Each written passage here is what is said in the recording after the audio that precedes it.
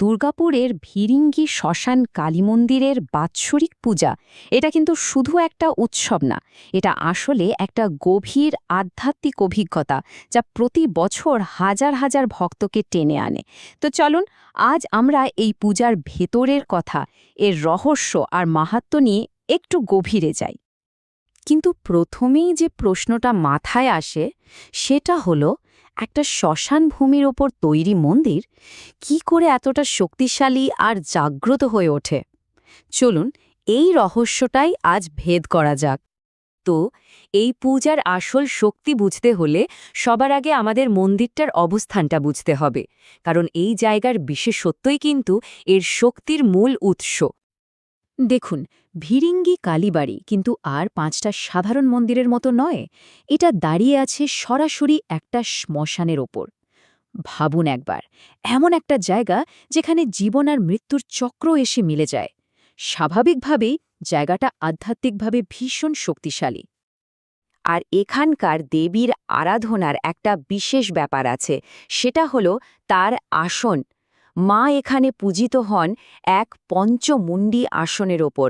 এটা কিন্তু একটা অত্যন্ত বিরল আর শক্তিশালী তান্ত্রিক আসন, যা এই জায়গার আধ্যাত্মিক শক্তিকে আরও বহুগুণ বাড়িয়ে দেয়। শুধু তাই নয়, পুরো মন্দির চত্বরটাই যেন একটা আধ্যাত্মিক মিলন ক্ষেত্র। এখানে শুধু মা কালী নন, মহাকাল ভৈরব, ত্রিগুণেশ্বর মহাদেব আর সংকটমোচন হনুমানজিও পূজিত হন। তার সাথে আছেন নাগা বাবার পবিত্র সিদ্ধাসন আর পঞ্চশূল। সব মিলিয়ে জায়গাটাকে একটা অন্য মাত্রা দিয়েছে। আচ্ছা, মন্দিরের শক্তির উৎস তো বোঝা গেল, কিন্তু এই বিশেষ পূজার জন্য বছরের একটা সুনির্দিষ্ট রাতকেই কেন বেছে নেওয়া হয়? আসলে সময়টা এখানে খুবই গুরুত্বপূর্ণ।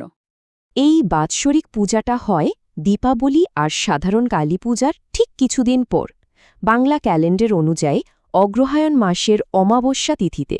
আর এই বিশেষ তিথিটাকেই বেছে নেওয়া হয়েছে এর অসীম আধ্যাত্মিক গুরুত্বের জন্য।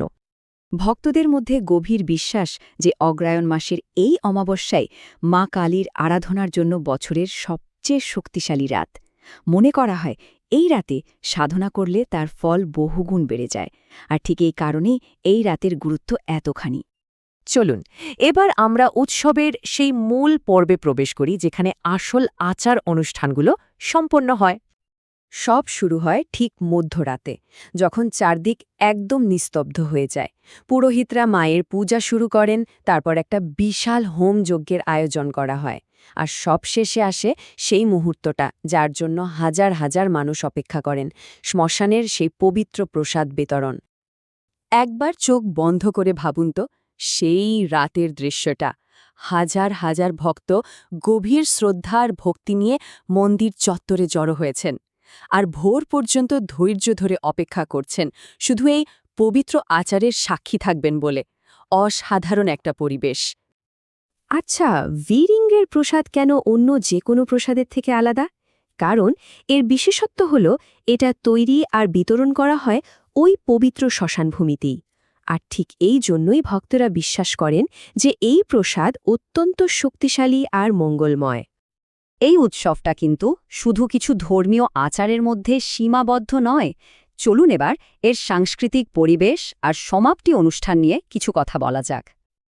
অনেকেই হয়তো ভাবেন ওই অমাবস্যার রাতে উৎসব শেষ, কিন্তু না, তার ঠিক ৮ দিন পর অষ্টমঙ্গল নামে একটা বিশেষ অনুষ্ঠানের মাধ্যমে এই বাৎসরিক উৎসবের আনুষ্ঠানিক সমাপ্তি টানা হয়। অষ্টমঙ্গলের দিনেও মন্দিরের সেই একই রকম শান্ত আধ্যাত্মিক পরিবেশটা বজায় থাকে। আর শুধু দেশ নয়, বিদেশ থেকেও বহু ভক্ত আবার ফিরে আসেন এই বিশেষ দিনে মায়ের ভোগ প্রসাদ গ্রহণ করার জন্য। পুরো উৎসবের সময়টা জুড়ে মন্দিরের নাট মন্দিরটা যেন জেগে থাকে। সেখানে ভক্তিমূলক গান, আধ্যাত্মিক আলোচনা, পাঠ চলতেই থাকে।